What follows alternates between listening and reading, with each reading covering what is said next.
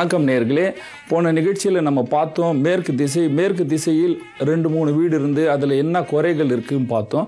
இல்லை ரெண்டாவது வரைபடம் என்னன்னா, அந்த வீட்டில் மருமகள்கள் தங்கவில்லை. மருமகள் எனக்கு 2 பையனுக்கு கல்யாணம் பண்ணேங்க. அந்த 2 பசங்கள்லேயும் மருமகள் வர நேரத்தில் நல்லா வராங்க, ஆனால் வந்த பிற்பாடு எங்கள் வீட்டில் தங்கவே இல்லைங்க. பக்கத்து வீட்டில் இருக்கிறவர் சொல்கிறார், என்னங்க எங்கள் வீட்டில் நோயே இருக்குங்க. ஏன் நமக்கு இந்த மாதிரி மேற்கு வாசலாக இருந்து நம்ம ஒரு இடத்துல ஒரு ஃப்ளாட்டில் போகும்போது அந்த வீட்டில் நமக்கு ஏன் நோய் நொடியாக இருக்குது? அதுக்கு காரணம் மேற்கு திசையின் அதிபதி சனியும் செவ்வாயும் சரியில்லை என்றால், நான் எழுதின புஸ்தகத்திலையும் பேப்பரில் எல்லாம் சொல்லியிருக்கேன், சனி செவ்வாய் 4, 12, 7 இருந்தால் கண்டிப்பாக நம்ம வீட்டில் இந்த மாதிரி பிரச்சனைகள் இருக்கும். இந்த சனியும் செவ்வாய் சேர்ந்தால் எந்த இடத்துல பிரச்சனை அதிகமாக இருக்கும் அப்படின்னு பார்க்கும்பொழுது, முதல்ல அந்த செவ்வாய் சேர வேண்டிய இடம் சமையலறை மத்திய பாகத்தில் இருந்தால் அந்த வீட்டில் எப்படி பிரச்சனைகள் வருகிறது, இதை நாங்கள் வரைபடம் போட்டு காட்டுறோம். அதை பாருங்கள். இந்த மாதிரி இருந்தால் மாற்றி அமைங்க, நல்வாழ்க்கையை வாழ்வீங்க. இப்பொழுது வரைபடத்தை பார்க்கலாம். இப்பொழுது பாருங்கள், இந்த வீட்டுக்கு இதுதான் மேற்கு திசையில் வாயு திசையில் இவருக்கு படுக்கும் அறை அக்னேய அறை. அக்னேயம் தெற்கு திசை, இது கிழக்கு. அக்னேயத்தில் அவருக்கு இங்கே படுக்கிறாரு. சமையல் அறை வீட்டுக்கு மத்திய பாகத்தில், கிழக்கில் மத்திய பாகத்தில் இருக்குது. பாருங்கள், எப்பொழுதுமே இதுக்கு முன்ன நிகழ்ச்சியும் சொல்லி, எந்த வீட்லேயும் நம்ம வீட்டுக்கு மருமகள் வர நிலைமை வருது, நம்ம குழந்தை பெரியவராக ஆகிட்டாரு, இவருக்கு மருமகள் தேட வேண்டிய நிலைமை வரும் பொழுது, எப்பொழுதுமே நம்ம வீட்டில் இந்த மாதிரி மத்திய பாகத்தில் சமையல் அறை இருந்தால், ஒன்றும் இல்லை, வீட்டுக்கு மத்திய பாகத்தில் சமையல் அறை இருந்து நீங்கள் சமைச்சிங்கன்னா அந்த வாசனை வீட்டில் பரவும், தும்பல் வரும். ஐயோ, சில பேர் உண்மைங்க. ஏன் அந்த மாதிரி நிலைமை உண்டாகுது? எப்பொழுதுமே ஒரு வாசனையினால் அந்த மாதிரி இருக்கும் பொழுது கண்டிப்பாக உங்கள் ஜாதகத்தில் அந்த மாதிரி இருக்கும். அப்போ அந்த நம்ம வீட்டில் இருக்கின்ற அந்த ஆண் வாரிசுக்கு அந்த மாதிரி இருந்தால், கண்டிப்பாக இருந்தால்தான் இந்த மாதிரி அமைப்பு வரும் அப்படின்னு சொல்கிறேன். அதனால் நீங்கள் ஃபஸ்ட்டு மருமகள் வாழவில்லை அப்படின்னா ஃபஸ்ட்டு இந்த சமையல் அறையே எடுத்துவிடணும். மத்திய பாகத்துலேருந்து எடுத்துடணும். இந்த மத்திய பாகத்துலேருந்து எடுத்துட்டு இதை அக்னேய ஸ்தானத்தில் மாற்றி விட வேண்டும். இந்த பெட்ரூமை இப்படி தள்ளி கீழ்ப்பக்கமாக எடுத்துகிட்டு வந்துடுங்க. செலவு கம்மியாகவே இந்த வீட்டில் இருக்கிற சகல தோஷங்கள் நீங்கிவிடும். இங்கே இருக்கிற சமையல் அறை எடுத்துடுங்க. சமையல் அறை எடுத்துட்டு அக்னேயத்தில் மாற்றி விடுங்க. பெட்ரூமை இப்படி மாற்றி விடுங்க. உங்கள் வீட்டை விட்டு போன மருமகள்கள் உங்கள் வீட்டில் சேருவார்கள். நல்லபடியாக நீங்கள் வாழ்வீர்கள். இதை ரெண்டாவது வரைபடம் பார்க்கலாம். இதில் இது இதே திசையில் ஆனால் இவர் நுழைய இடம் நார்த்து திசை, வடக்கு திசையில் அக்னேயத்தில் ஒரு பெட்ரூம், அவருக்கு தெற்கில் ஒரு பெட்ரூம் இருக்குது, நைருத்தி பாகத்தில் ஒரு பெட்ரூம் இருக்குது. அந்த பெட்ரூம் நல்லா இருக்குது, வாசல் நல்லா இருக்குது. ஆனால் இந்த இடத்தில் ஒரு சமையலறை, வாயு சமையலறைக்கு ஈசானிய வாசல் இருக்கக்கூடாது. வாயு சமைக்கு ஈசான் அறை இருந்தால் அந்த வீட்டில் சலசலன ஒரு சத்தம் எப்பொழுதுமே இருக்குது. அது என்ன சலசலன சத்தம்? அவங்க சொல்கிறதுக்கும் நம்ம செய்கிறதுக்கும் புரியாமல் இருக்கிறது.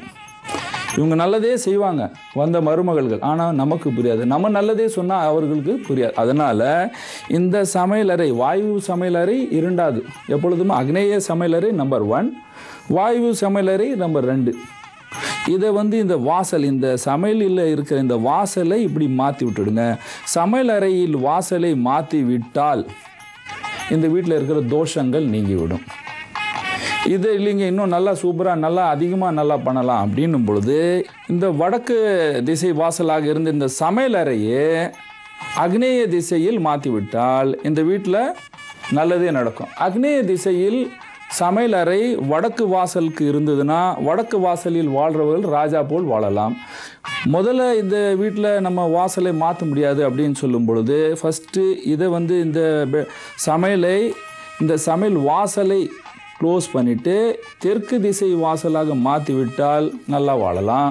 இன்னும் ரொம்ப அதிகமாக நல்லது பண்ணும் பொழுது இந்த சமையல் அறையை அக்னேய திசையில் எடுத்து இந்த இடத்தில் வச்சுட்டு இந்த இருக்க பெட்ரூமை இந்த வாயு திசையில் வச்சால் ரொம்ப நல்லதே நடக்கும்.